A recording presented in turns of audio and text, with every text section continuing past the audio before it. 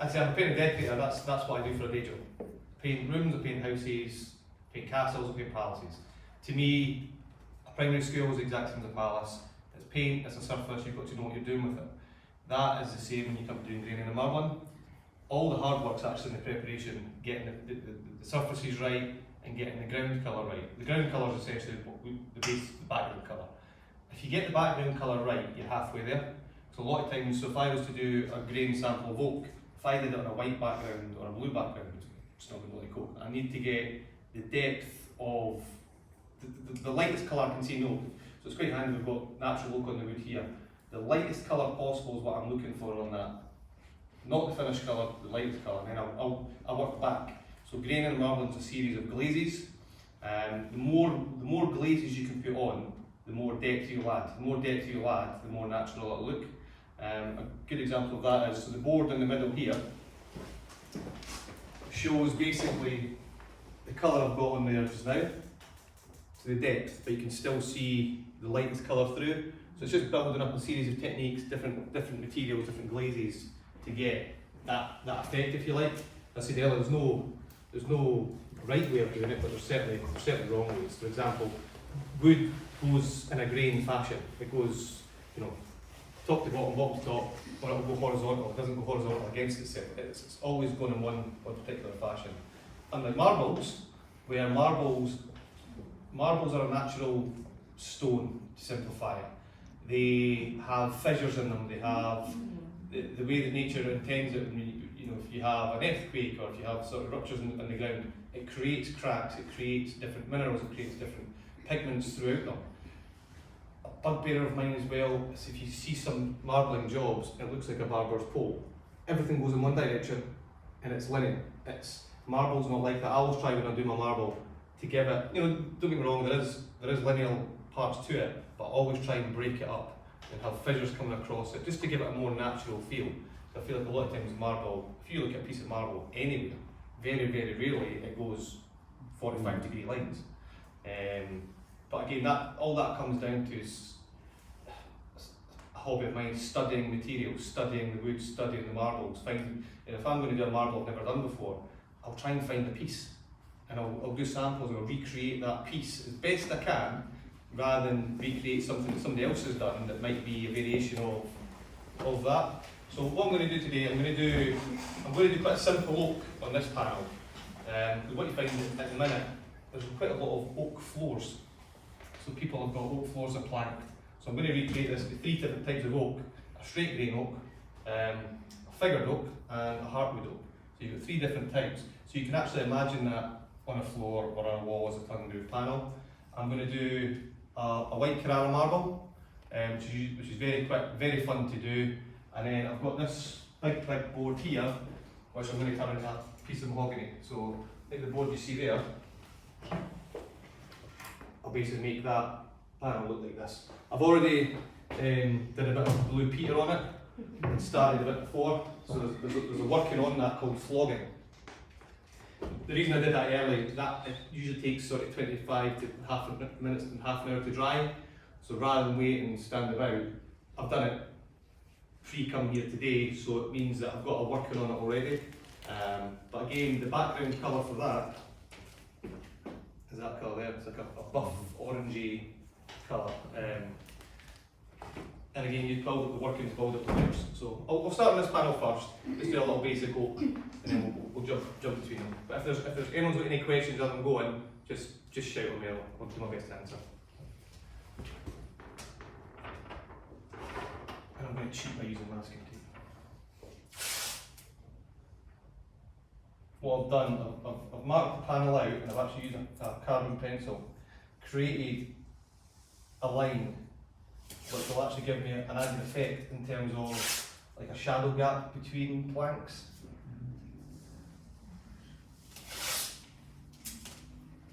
The tendency with graining as well is to overcomplicate things. I always find the best stuff I've ever done is the most simple and effective. So what I'm actually using, normally what I'll do if I'm doing oak, I'll do the exact same as I've done on this board here. And I'll do the flogging and watercolor and Van Dyke Brown. So that's the first process of that board. But basically what it does, it gives you the flecks and the pores in the back of oak. That just adds another depth, another dimension to it. But from the purpose of viewing, you can't really see it from a distance. So I'm going to do it more, take that piece out and make it more contrasting, so you'll see the grain and the way it develops. I'm actually using what they call an oil scumble, which is essentially boiled linseed oil, turpentine and dryers, usually terebinth. It's got a bit of body to it as well. I can't tell you that's a secret recipe. And I've got colours made up to give me what I think is natural to know, or types of oak. It can vary to a million different colours. You can put whatever you want in it to get to your stage. If I put it on and go, I don't think it's yellow enough, I might put some raw sienna through it, I might put some yellow ochre through it. If I don't think it's red enough, I might put some burnt umber through it. It just depends.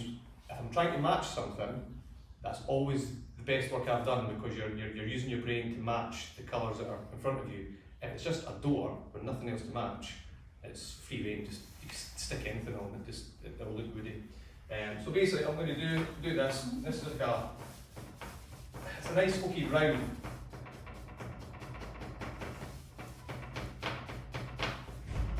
And the key with doing graining and marbling is it has to be thin.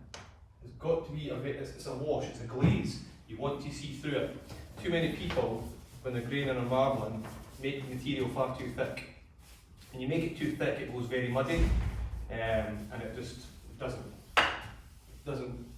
help with what you're trying to create. So it's always, keeping it as even as possible. And what I tend to use is a series of combs, metal combs, and they've got various grades in them. So this is a fine comb, and you just come through with the fine comb. And then you have the medium comb, and you just pull it through it. And already you start to see the grain open up and work. And then there's a thicker comb.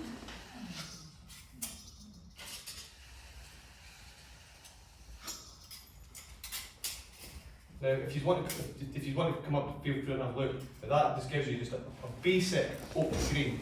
It's nice and simple. You just put it on, take it off, and to all intents and purposes, that just looks like an oak grain.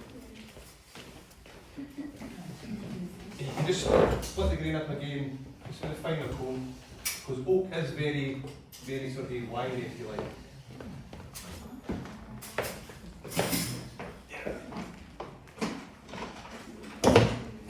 Now, what I'm going to do with this one, I'm going to do this. I'm going to figure this one. Yeah, I'll do this one as figured oak. So basically, this is what you call a wiping out tool. This is about 180 years old. This is a piece of whalebone.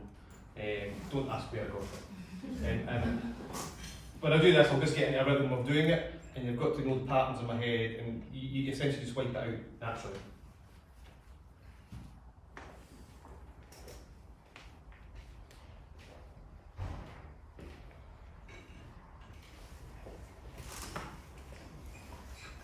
Again, feel free if you want to come up a bit closer and have a look.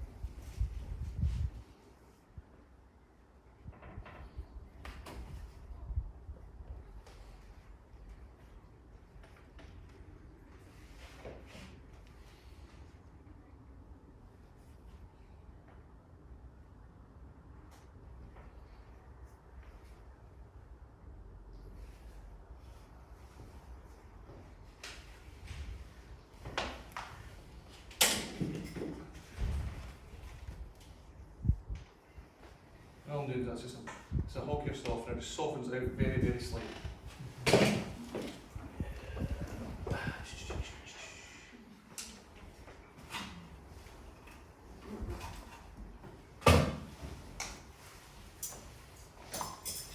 when you get to this stage, a lot of people just leave it and they just go, oh, that'll do, it looks alright. I look at that now and go, looks too fake. There's more needs to be done with that just to bring it to life and give it a bit of shadow. When you find oak, the way the oak is figured when it gets cut, it's called a quarter sawn grade, the way they cut the oak. Every medullary ray, which is there as a wiped out, has a shadow. Usually there's a shadow, and it's just the way that the growth comes. So create shadows, tend to just gently soften certain areas around it.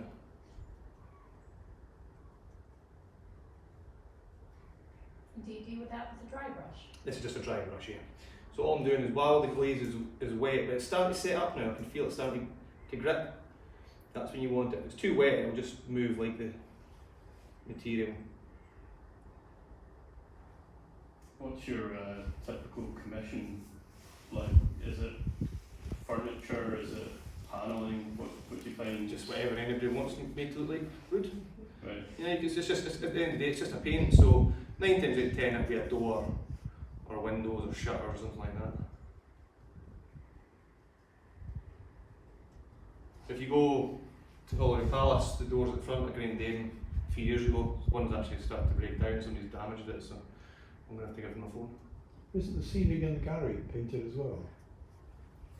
In the Queen's Gallery, Yes. it's grained. Yeah. We'll just leave it like that. It's actually not my friend of mine, but that was a while back. Again, that was a commercial contract when it was done, so it's a case of, as long as it looked woody from the ground, it had to be done quite quick. It's effective. What's good about that, you walk in, you know it's been grained. Yes. It's when you walk in and you go, oh, has it been grained? Oh, I'm not sure. That's when you know there's a slight difference. But when you walk in, you go, woody? Yes. Somebody's painted it to look like that. But I remember the first time I walked in the Queen's Gallery, walked in, I was like, you know, it's actually a really good job. The colour's right, it looks effective, it's woody, it matches the stuff that's in there. So it's probably doing it a disservice actually by saying it's not that good, but It still looks quite impressive though. yeah, again, to the untrained, I look at it from a really, yeah, I'm a Momore's critic as well.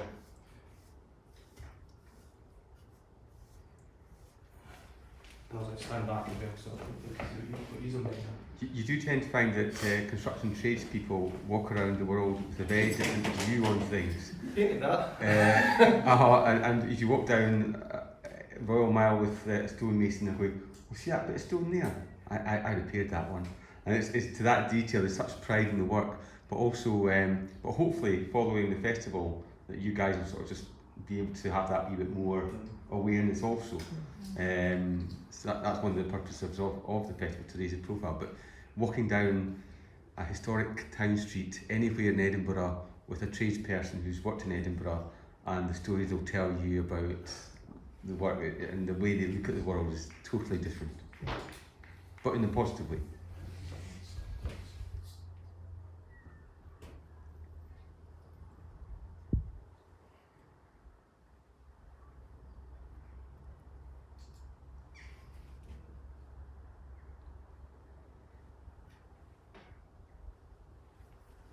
And that's just a quick example of how to figure out.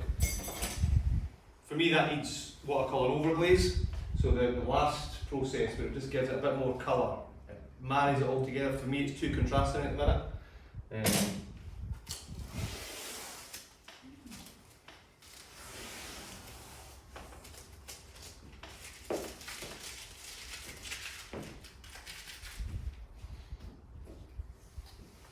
There's always bits you can add in.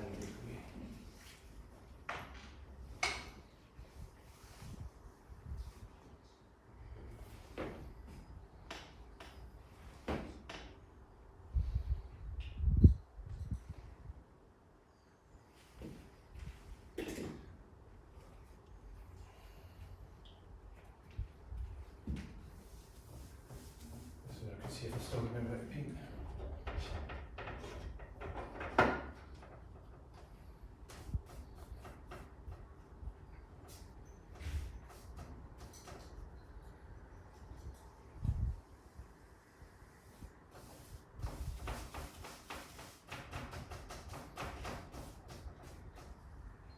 I've put it on a little bit heavier just to keep it a little bit wetter, just to make it easier for myself. And literally, I'll just do it first. I prefer using that.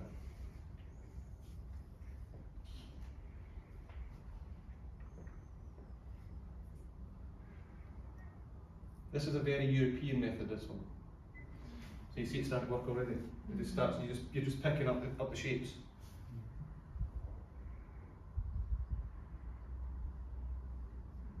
In terms of when these techniques were kind of began to be adopted, is it quite a, in terms of like, is it quite an old craft? Is it? Oh yeah, you're talking 300 years old.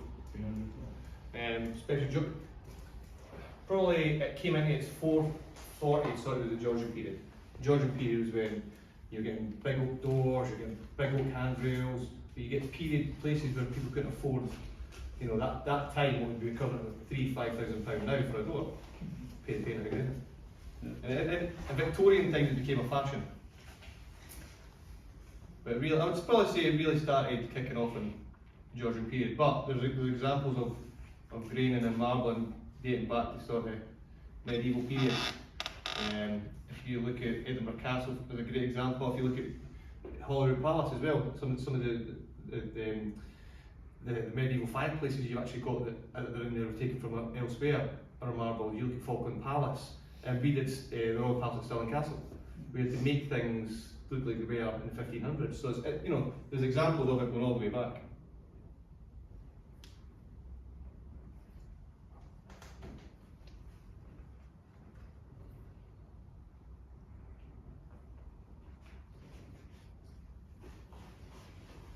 And you just start to see it taking shape.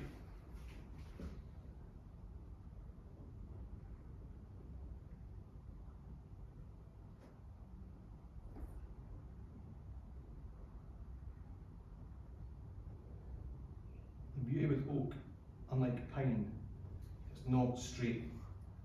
Oak is very fluid and moves quite well with the tree. Pine, you get a very straight grain on it. And it's pine, it's just regulated as well as with oak, tends to move quite a bit of flow. 1 minute it's going down the right, and then a wee chink in the arm arc, and then it can float into the left. Do you have an image in your head you're working towards, or is it No. just intuitive or? One of the best things that I ever got taught about graining and marbling was serendipity. Happy happening, you just go with it.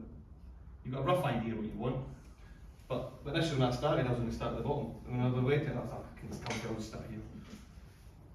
But you have a rough idea. But in terms of doing this, if I see a shape that I like, I keep it and I work towards it.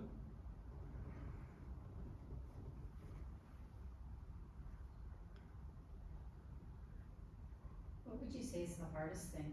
Oak. Oak is by far one of the hardest woods to master, or to get your head around, I don't like the word master. It's one of these ones that you can make look really bad really easily. So what you're doing at the moment is just taking a layer of colour off with that sort of pattern? That's it, just wiping it out. But as I'm doing it, I'm always moving my hand, giving it the sort of the jagginess, which you find sort of with oak. There's other ways I could do it. I could have done it straight and then went through it with a steel comb and that splits it. There's just so many techniques to do it. I'm just trying to think of the best way to sort of let you guys see it quickly before it dries on me. I'm just starting to do now. Is that a problem on a big area if it dries so quickly? Oh, huge. Yeah. So you've got to sort of think about your technique, think about your material, think about your environment. You know, I'm glad that door's open, because if the door wasn't open, this would be off very, very quickly.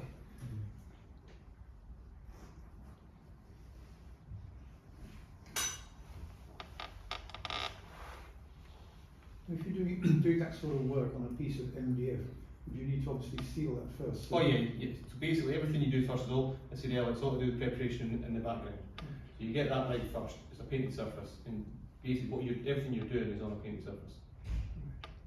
Although I have on occasions grained on top of natural wood, where the customer got like you know, but they don't like the colour, but they like the grain. So rather than paint it, you just change the colour, put a glaze over it, and you've still got natural grain.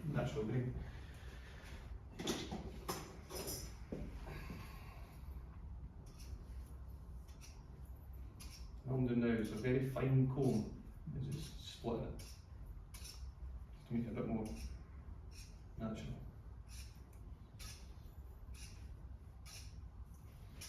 Every time I'm doing it, I'm always wiping the comb just so you don't get a build up of material.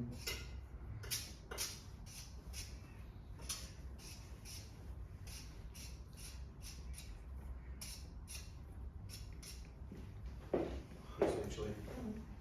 But,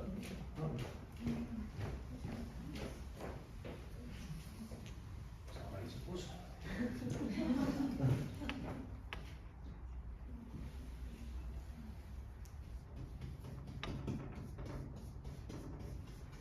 Now the middle panel is actually set up. I can actually do an overglaze on it, which is quite good because I didn't think I was going to be able to do it. And that's the Watercolor pencil overgrainer. Basically, it's just these brushes, it's all sable bristle.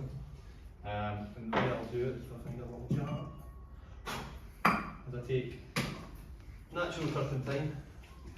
The reason I use natural turpentine as opposed to turp substitute or white spirit turp substitute petroleum based, so very greasy. So it stays open far too long, whereas natural turpentines don't have flash points, it literally just evaporates on the surface. So as it evaporates, it allows me to work with it quickly, but it doesn't open it up and it flow away. The only downside to this is I don't think I've got the right oil colour needed. So I'm going to have to. This is one of the things as well. You can throw everything in that you think you need, and then the point you need it, you forget something. Let's just try with a bit of oil. Should be fine. That'll work. Yeah, that'll work. That'll work.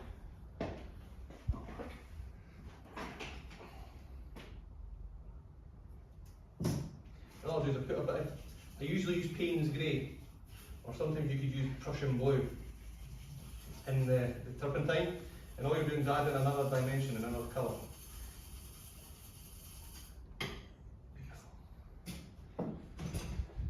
So with pencil overgrainer, I just, what you call it, you charge it. And by charging it, all you're doing is loading it with the colour. And all I'm going to do is gently pull through the area that's started to dry.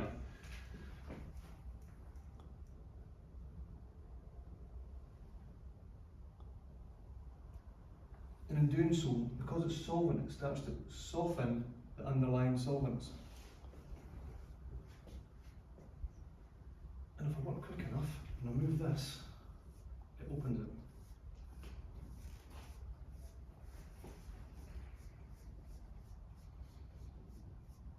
And it creates a background grain that wasn't there before. It just gives it more natural depth and colour.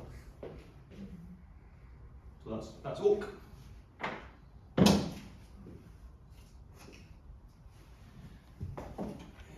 While I've got solvent, I'll go stick to the woods and we'll go to mahogany.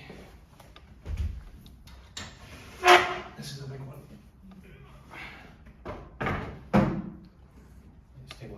When I'm doing this, so it's the same sort of idea as the scumble, oil tips and terravin, but this one's not a pre-made mix. This is one I just mix up in a bottle, and it's a clear glaze, and I use the clear glaze with artist oil colour. When I'm doing mahogany, I just love using Van Dyke Brown burnt umber, nothing else. It gives me a nice rich depth to the colour. And this is one of my favourite ones to do.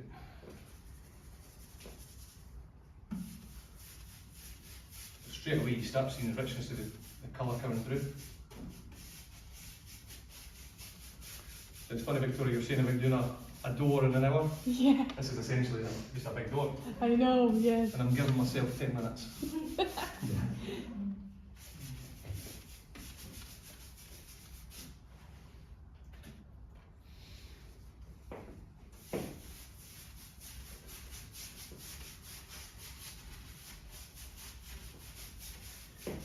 This is where becoming, you know, if you're a painter to trade, you sort of have natural sort of speed with a brush in your hand now. You get a bit more used to it.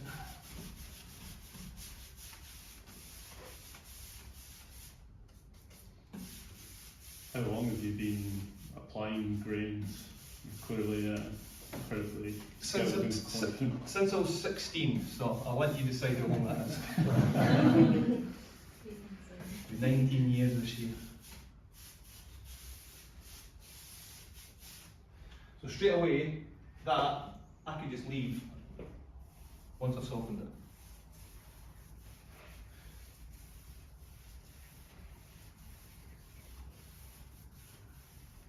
So if you started when you were 16, does that mean you started with an apprenticeship? Yep. So I started my apprenticeship as a painter decorator, and I'm very fortunate it's a family company. So my dad this was his kind of thing as well. I was very fortunate to sort of learn this level of skill. So straight away you've got mahogany panel. What do apprenticeships look like now? Are they still quite prevalent in the industry? Yeah, it's still there. To be honest, the curriculum that's set now by the SQA for it is a joke. It's just my personal opinion. They took out all the skill involved. Everything's geared towards the new house market, and it's not the apprentice's fault, which is heartbreaking. So we've got 11 apprentices within the business. So I try and make sure all my apprentices get, you know, some level of this. We're fortunate enough to the kind of jobs we do, you know, we do this kind of work. How do you find your apprentices? Do they come through the college, or do they approach you directly? They usually approach us directly, and then we'll put them through college. If we think they're good enough, we'll stick them through, and we'll look after them. So do they get some element of work prior and training through the company, or? Yeah, so we'll have them on maybe 5-6 months before the college starts. So That's fantastic. it's the only way you can sort of get guys the way you want them now, train them how you want them.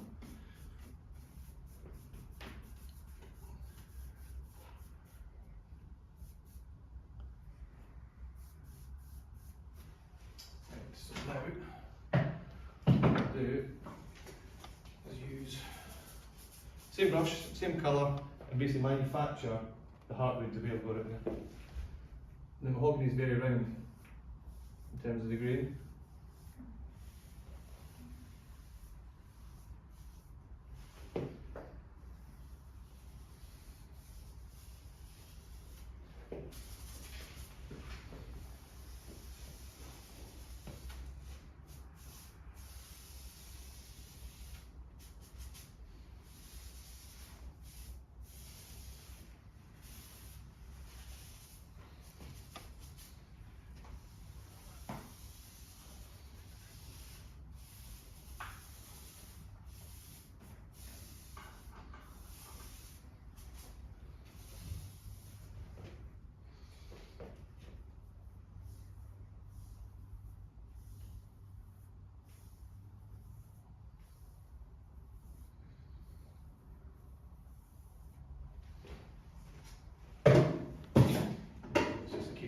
Once you've got the shape you want, it's just softening it gently out.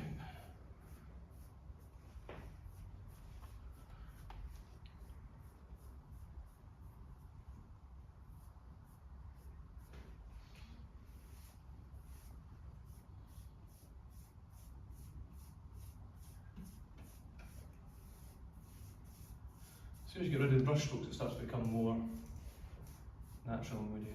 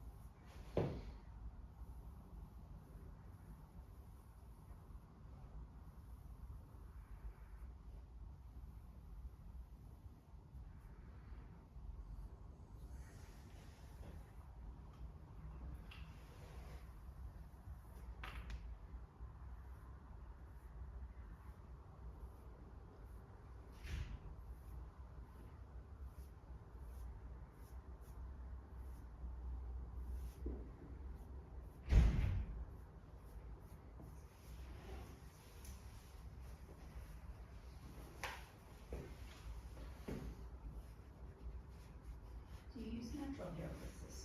Sorry? Do you use natural hair bristles? Yeah. Or the synthetic? Yeah, no, I don't like synthetic at all, period. Problem with synthetic is they're very springy. So when you get something springy and you're using a very thin material, you tend to find it goes everywhere. Which is why I've covered the screen just in case.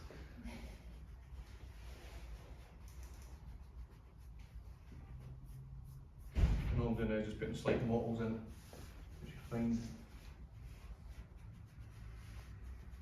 in Mahogany. There's a centre panel done. So that's 7 minutes centre panel. I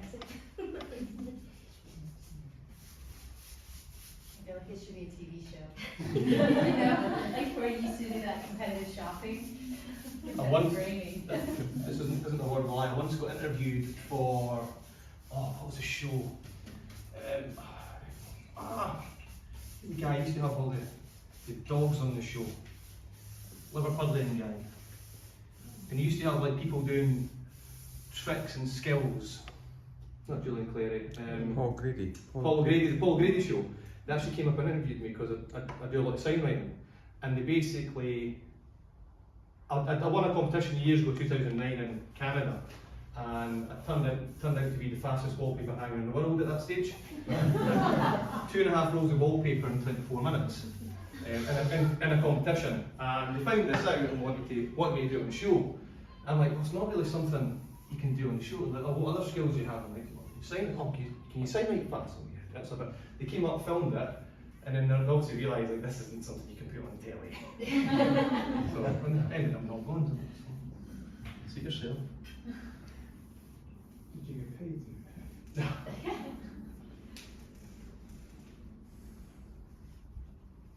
You sold the record. Yeah, I actually do. For that. The most points in the time period.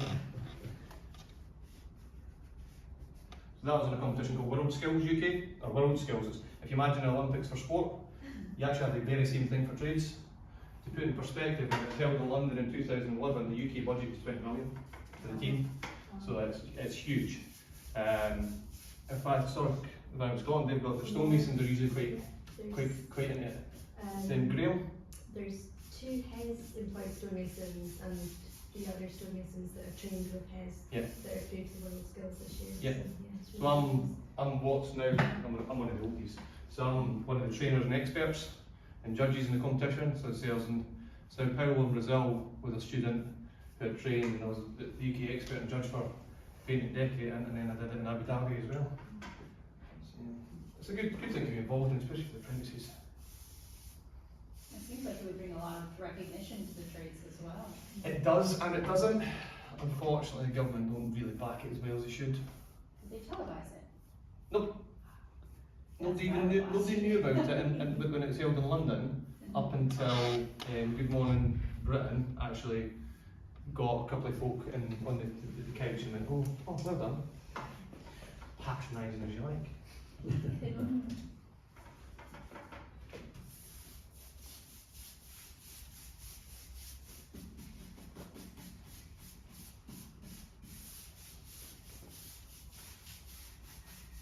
Again, everything that I'm doing, I'm trying to do it so you can see through it. So there's, you see the grain, the workings and the colours coming through.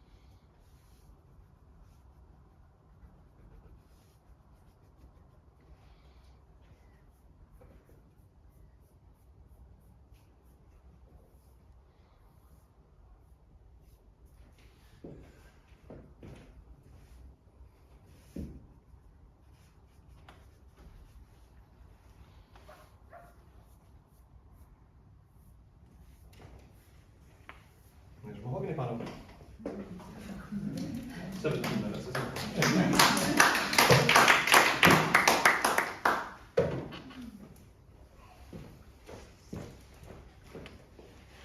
So what I'll do with that, once that's finished, I'd overglaze it and put more depth and detail into it. I still probably could at this point in time.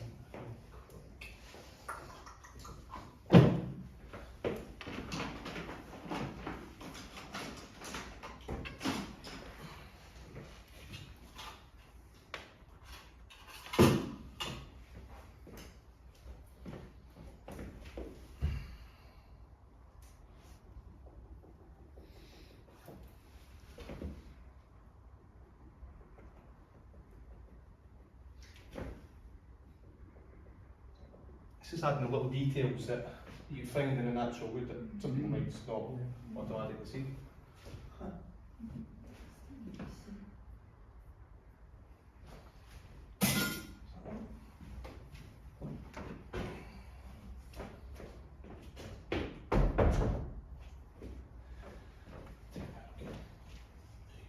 I'm trying to do a white Carrara marble. This one's good fun.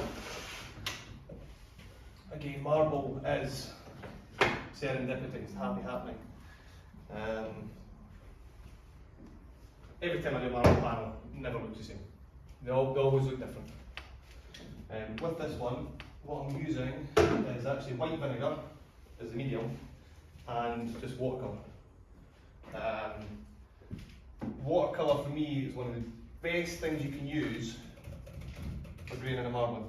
It's just got a subtlety that you can change. If it dries, you don't like it, you just wash it off. Just as long as you make sure you seal it with something. And the white vinegar is essentially acetic acid, which acts as a binder. Perfect. So yeah, all I'm doing is using a little bit lamp black, watercolour.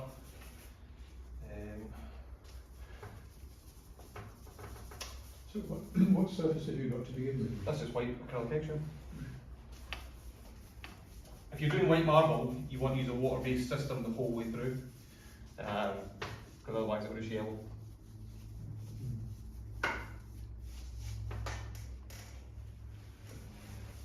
Do you have a kind of typical client? Is it like your commissions generally from architects or? It can be anybody. Gen- Generally, it can be absolutely anybody. Private clients, commercial clients, it's all. Yeah. All this changes. Two favourite things on a marble one: natural feather, natural sea sponge. And basically, what you get is with these, it's erratic. So it's again serendipity. You don't know what's going to happen when you move them about. I know I've got a rough idea. I want to have certain veins in a certain way. It's going to come this way. All I'm doing at the minute is just giving myself a background of colour. It's all broken up.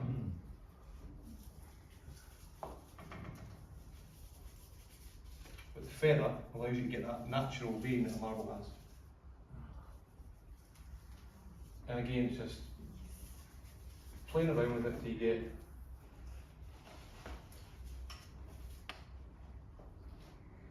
get the shapes you want. Now, I've done this before in one hit, literally a minute and a half, and it's came out perfect. Other times I've done it and it's took me about an hour. Because you just put brushes down. This is what you call a badger softener. So literally the badger here. It's that soft it will not move the watercolour. Or won't scratch it, it just does its season thing, it just softens it out. My wife goes daft because she thinks it's a makeup brush when she sees the smaller ones and she thinks she can have them.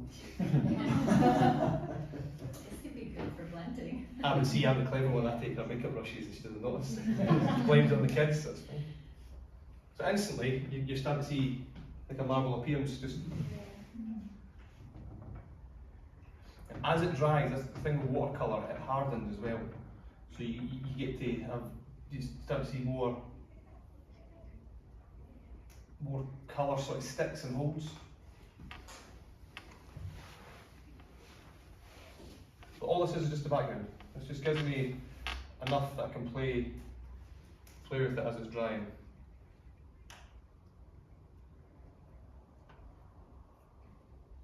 Do you choose particular material for doing creating the marble effect? Sorry? Do you choose particular material, the wood material? Oh, again, it could be anything. It could be, these are just plywood boards, MDF boards, because they're easy to make. But if you're on a job, so for example, one of my very first houses, I marbled the bathroom walls. So all the plaster walls, I painted them to look like white marble. My wife came in one night to the girls' night out and I started it and was like, oh right, okay. Time I finished it, she's like, don't like it. It stays. It stays. But the problem is, if you're doing it for like bathrooms and things, you know, it's not like real marble where it'll take water very easy and it does break down. It's like any paint system. But yeah, you can put it on anything. The best, back in Victorian times, used to have a grain of marbler called Thomas Kershaw. Thomas Kershaw he's called the Prince of Grain and Marbling. Anytime he did sample panels, he did them on slate. So when he did marble, he did it on slate. So when somebody went up to it to touch it, they actually thought it was cold, and they thought it was marble. And I thought, that's genius, but where are you going to get a big slate 2 meters tall back then? But back then he could have. How do you raise awareness? Because as a skill, naturally, if you become successful, Do you want me to be brutally honest with that? I don't. right? I don't. People that know because they need to know or want to know. Yeah. I've got this great thing with apprentices. If you want to learn anything, I will teach you. I will teach you everything you want, and I will not charge you a penny. But you have to want to learn. You've got to want to do it. If you don't want to do it, I won't teach you. It's the same with customers. Unless they actually know about it or know what they're talking about, it's something that's. And you go to them, oh, you can marble your fireplace, it look really good. Oh, great, how much does that cost? About 500 quid. Oh, I'm not paying that. Instantly, you know they don't have a clue what they're on about, they don't know what they want, and it's all about budget and money. Yeah. And unfortunately, that's where we are in this day and age. So yeah, once you become quite skilled, surely you become arrogant as well. Well, and ignorant to fools. no, I was thinking more that as you become more skilled, the awareness will drop as you look at your panels and no one appreciates. Yep, 100%. That's why when John invites me to these events, I love it, because you like to see people like yourselves are coming to these events to see something being done that quite literally is a dying skill. It was dying 20 years ago when I started. Yeah. It's not getting any better, and it's the same as sign writing to a degree. Sign writing's taken over by vinyl lettering. It's having a bit of a resurgence, but it's just a fashion, and that's unfortunately what it is. As I say, George Victorian period, it was massive. Unless you've got a George Victorian building, people aren't really interested in it. You get a modern house. I have never grained a marble in a modern house, ever. People don't care, don't want it. You want white walls or fancy wallpapers. It's just sign of times. It's really, to be honest. Like is there a point that you become too good? Do you want to make sure that people realise that it's graining and marbling? Yeah, to be honest, I know the level of skill that I've developed over time and the effort I put into it to sort of try and keep it alive and make it, and that's what kind of grinds on me when you see people like, oh, I'm a grainer marble. No, you're not. You can do something that looks woody-ish and marble-ish, but you shouldn't be classifying yourself as a marble or grainer. I don't classify myself as a specialist in any way, shape or form. I do this. I specialise in doing things compared to other people, but I wouldn't say I'm a specialist in this. I enjoy doing it, but I just think specialist is a very, it's a niche thing. It's a self-indulgent, vain term, I think, as well. There's too many people want it on the side of their van saying, I'm a specialist at this, I'm a specialist at that. They go and do it, mate. I think it's typical of someone that always wants to improve. They don't consider themselves specialists. Yeah, you'll never stop learning. That's one thing I've always sort of learned. Never stop learning. There's always something you can do to improve. See, I'm looking at that now and I just don't like that one little bit. I like this section here. I like this section here, but I don't like this section. So I'll just take it out. And again, all these sections just happen almost naturally. They just appear the way the sponge or the way feather react. Is there like a mass-produced alternative that you're kind of in competition with? Like, do building supply stores sell like mass-produced panels? Oh yeah. So they like wet wall and things like that. Crack on. That's the problem with them is it's very much like oak hardwood floors. It's repetition. It's the same thing over and over and over again, which is why that's why I like grading and marble. And it's everything should be different. No two woods are the same. No two marbles are the same.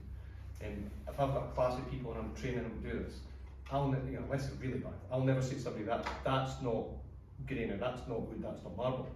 They'll all have different characteristics and different ways of doing things. It's just, you cannot replicate grain and marbling, as far as I'm concerned. I say it's not an art form, it's an art form if you look at it like that. It's not repetition. You're not batting out panel after panel after panel after panel to make it look the same. But yeah, to answer your question, they've got them, the wall boards and oak floors and things. And for marbling then, is that just kind of like printed, stamped on in a factory? Like Yeah, they'll basically take a digital image and just transpose it on it, which, do you know what, it looks more marbly than some things. But could you do that on a fireplace? I don't think so. There's certain elements you physically can't do it. We get quite a lot of work from churches, so we'll go in and you go in the sort of like the sanctuary and you might be clad in marble, but there's just one piece of marble that's been broken, so they've had to take it out for health safety reasons, so they'll unfill it with concrete or something and we'll make it look like bits just to tidy it up. I had a friend, he owns a flooring company, phoned me actually yesterday and said, right, I've got this, you know the floor in your house, I've got like a white oak floor in the house, could you replicate that on like a nose of a stair? I'm like, yeah, quite easily. I said, what do you want it done in? And he's like, oh, I've got a piece of oak cap in. I was like, that's even easier. I was like, give me the oak cap in, give me a bit of sample of to do, and I'm just colour matching it because the oak's already there, the grain's already there. It's easy. So you get little bits like that. They're just playful. So that's where doing it like this kind of comes into its own. So I'm a bit more happy with that now. I could do so much more to it. If you notice the panel there, it's quite a lot heavier veins breaking up. But I don't think that much needs it. It's nice and soft, it's a background for something, which I think marble should be. There's other ways you can actually put veins in, not just the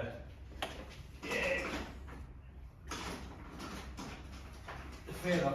So just take a cyanide pencil, make sure I put it in the right thing. Then you do sort of the artist work or cyanide, and I like using a pointer for this, just so you get a very sharp point on it. What you can do is you can just follow the breaks. You can roll it out.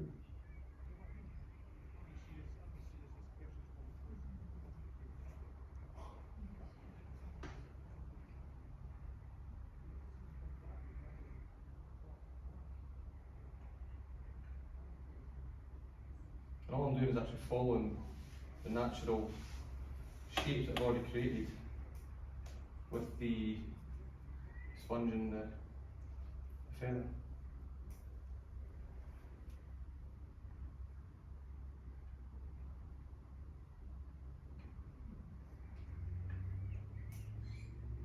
Do you prefer to go lighter on the material and kind of build? Yeah, always build up the layers. And I'm looking at that now, going that to that. And again, with the watercolor, you just break it up a little bit. Thing is, that sometimes it can look far too manufactured.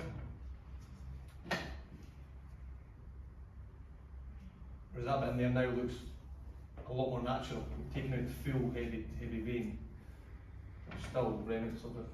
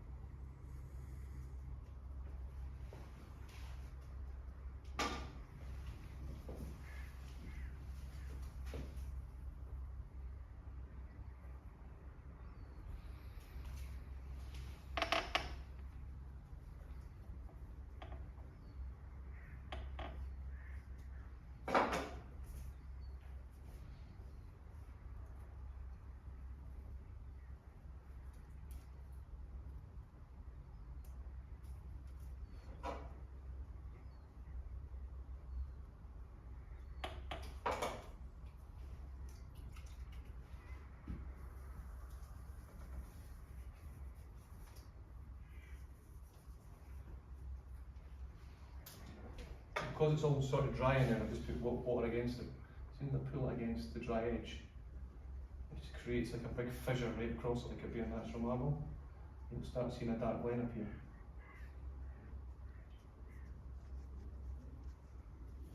Which just gives it a bit more of a natural appearance. It's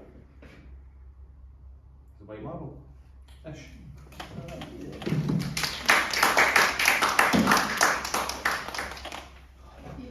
You're using the watercolor to create it, but how could you, if you got water and it wash away, so how could you protect it? You put a varnish over it. You put a solvent brush over it. If you're doing, because you're using watercolor,